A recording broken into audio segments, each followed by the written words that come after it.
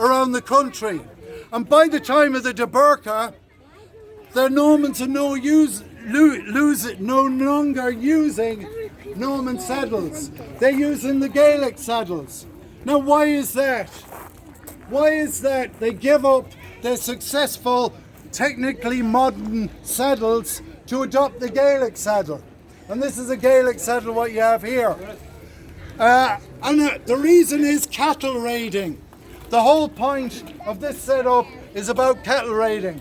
Now, the King of France noted the King of England's Irish mercenaries, and he said, those Irish mercenaries, they go through the country and they gather everything and they tie all the valuables to their saddles, and they had no stirrups. So he could literally tie bags and bags of things, put his legs up on the bags and go away. So it was, and he called them pack saddles. So they were commercial saddles used in battle. And he said, no more than that, they tied anything else, like blankets, to the cows. And they drove the cows before them and took everything. So that was cattle raiding. You know, we could raid. When the Normans came, they established themselves here, but it was no use to them because they couldn't manage the countryside. The Gaels would always cattle raid until eventually the Normans would be paying them money to stop. So the Normans themselves started cattle raiding too, until they eventually became very much the same as the Gaels themselves. And even though this is a Deburka from Connacht, even though he was probably, 8 generations descended from a Norman, he was very much an Irishman and a Gael. And he led the Gaelic revival in the 16th and 15th century against the rest of Ireland, who was considered much more anglicised. So wasn't successful at the time. The Geraldines, the Lords of Kildare, defeated them, but it was an attempt to reassert our clan culture. But I'll show you, stand up out of that now. I'll show you now, more important than anything, let's tie the forests and the fighting techniques together. This is why a Gaelic saddle is very, very useful for cattle raiding. You know, the Irishmen didn't carry tents with them. They cut down with their skean here. This is just like a machete. Skean, very useful piece of equipment. Cheap sword. They cut down like what you'd see modern survivalists make. Just a shelter out of woven and thatched material. Now under that, he'd take his saddle, put down the quilted pad. Maybe he'd use that as a bit of a pillow. There's lots of this, you can see it, more and more of it. And maybe he'd throw that down underneath him. And with his shaggy mantle here, you know, he's got a place to shelter. Now, that keeps him in the country. It means he doesn't need to make it back to a castle. Anywhere he is, as soon as he disappears into the forest, he's gone. He ties up his horse and he can stay there for a week. You know, he can, if it's a mare, he can milk the horse and bleed it, cut the jugular, and bleed and mix that milk and blood together and stay there where no one can find him. Now, even the way that the saddle is, when you go into the forest, the English writers say that they wrap their legs around the horse's neck and lean back like that and disappear into the trees like that. So there's nothing to catch going through the trees. Whereas all those the knights with their big pommels and their stirrups and all their equipment, their lances are going to catch on the trees and they're just not going to disappear.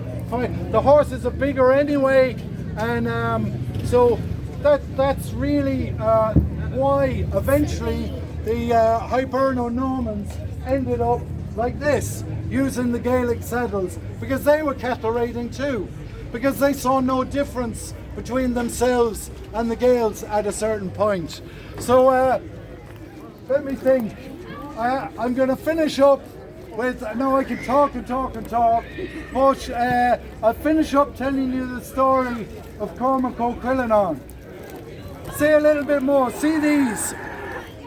These are shaggy mantles, and this is iconic. When you see Hugh O'Neill, the pictures of the portraits of Hugh O'Neill, the very few ones that we have, Hugh O'Neill apparently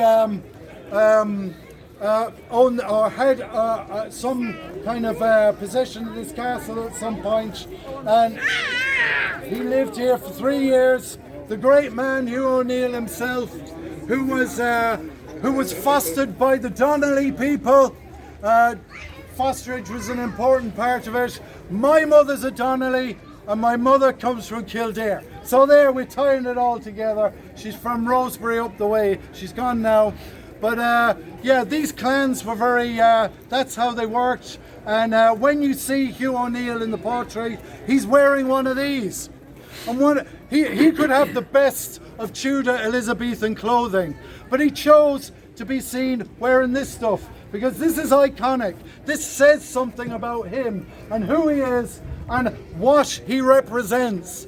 This represents the man who lives in the forest. This is the cowboy, or almost the Red Indian of Ireland, you know, because he's totally at home in his environment. And this grey is very hard to see at night. And if I was to go into the trees and put the hood up and let the shaggy mantle fall down, I'd be pretty well camouflaged, you know.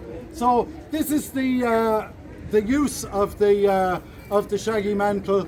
You can fold it up on your shoulders if it's too hot, and just you know, that's it's like the Galway shawl. You still see it, and but the men would have worn it very much so too. So let me go back to the chariot, the story of the chariot, the age of saints and the age of the high crosses. And the great thing about the chariot is it is both a pre-Christian icon of Gaelic culture and a Christian icon of Gaelic culture. So you're seeing the unique Celtic Christian church, which unlike the more European style church, the classical church is not based on empire, it's not based on networks, it's based on the clan. And that's what Patrick did when he came to Ireland. He probably was manipulated, in my opinion, a little bit by the O'Neill, because the O'Neill had been fighting the Romans for 400 years. They had succeeded, and they were not going to let these Romans just come in and take over clan culture. So in Patrick, who says in his confession that he was in conflict with the Gaulish bishops. So a conflict is always something a Gaelic lord is going to take advantage of. And by having a man who is in conflict with someone else, he has more control. So the O'Neill centred their Christianity on the clan. And that's what worked not only for the Gaels, but also for the Vikings, for the Norse. They could see a model of Christianity that they could work with in their non-Romanized tribal kin groups. And that's why it was so successful. So you see also that the monks, both the Norse and the Gaelic monks, they are the first people to write down their pre-Christian traditions. So we know about Cuchulainn because an Irish monk wrote down the story. We know about the tales of Leif Erikson because Snorri, the Norse monk, wrote down the tales of the Norse. And what's important there is that they are people who do not see a break between the pre-Christian and the Christian. If you'd said to an Irish monk, "Oh, you're a Christian now, you have no ownership of Cuchulainn," he would laugh in your face. Say, "Of course, Cuchulainn is my heritage." And this is what you see in Irish Christianity. You see that the Gentile tradition, the non-Jewish Gentile tradition, is very much the Celtic tradition, and it's a continuation, almost as if they saw their pre-Christianity as their Old Testament, as the importance of their heritage to their Christianity. So here we go a bit forward to the time of Cormac O'Quillinan, Bishop of Cashel, who owned this chariot. And you see this same conflict going on at this time, the conflict between the Irish Church and the more European Church. And Cormac O'Quillinan goes into battle. And this is what you see on the Athy cross. He's on his chariot, and there's a little dog like these little dogs. And if I was to take that dog and put it up here, it would, in Cormac O'Quillinan's chariot, the dog is sitting up on the shaft, yapping at the horses to go faster. And so these are lovely captions on the high crosses. This is art, which is like cartoons, you know. And so into battle Cormac O'Quillinan goes, because what's happened, he has decided that there was a pilgrim called Athy.